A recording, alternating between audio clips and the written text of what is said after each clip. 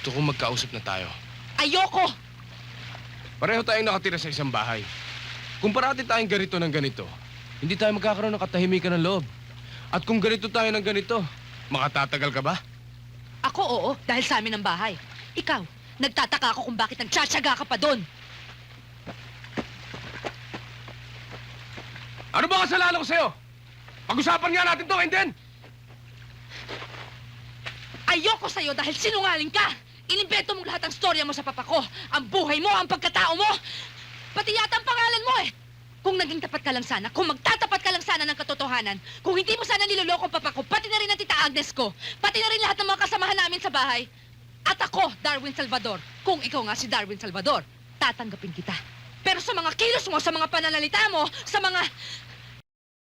You're the biggest liar I've ever met in my entire life! Pare-pareho nga kayo, mga manloloko!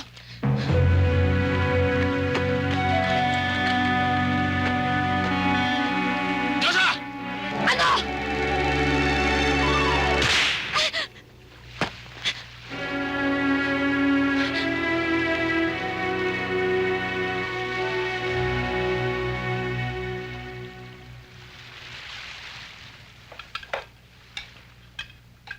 Sige na.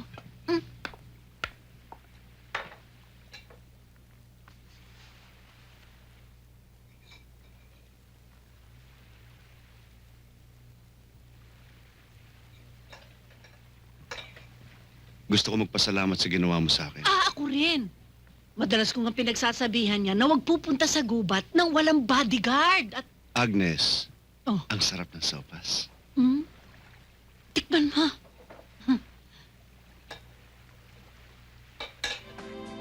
Sir, ito na ho yung iba pang mga necktie.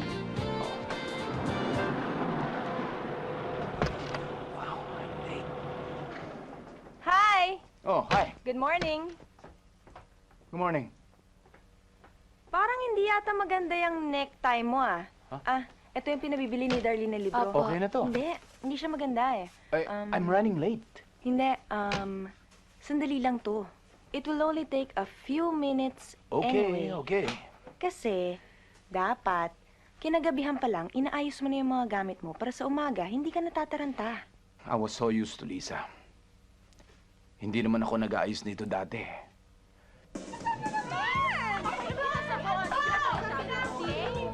Bilisan mo naman, late na ako! Ito na naman po kami. Hoy! Ang aga-aga yung hihingin ninyo! Balis ka kayo dyan! Ano ba? Sino nandiyan sa loob? Basta nga dyan? Hindi lang ko nangangailan ng banyo, no?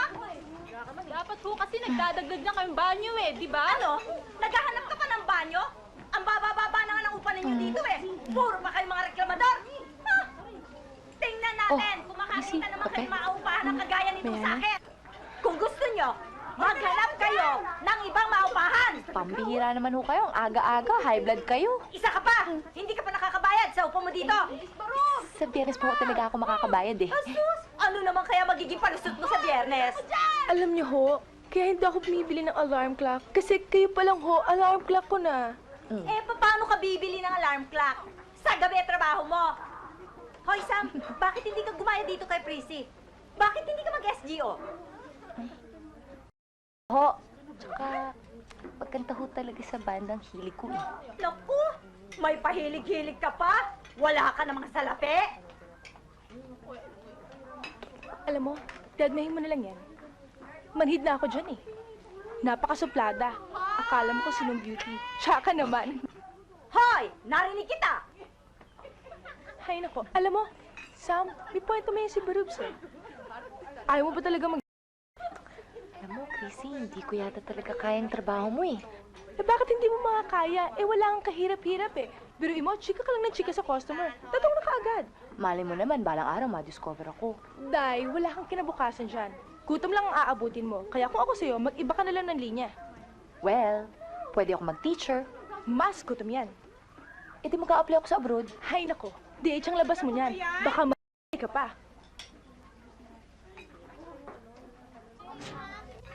Sino ang kailangan ninyo? Andiyan ho ba si Doña Francia? Imposible. Ang anak ko, papatol sa'yo. Francia. Alam mo, Iha, walang nabanggit sa amin si Benny tungkol sa inyong dalawa.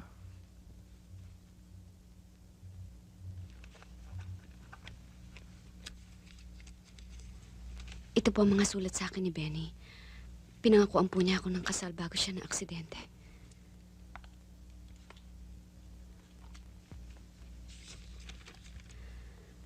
At ibinigay rin ho niya sa akin ang singsing na ito bilang pagpapatunay na tutupad siya sa kanyang pangako.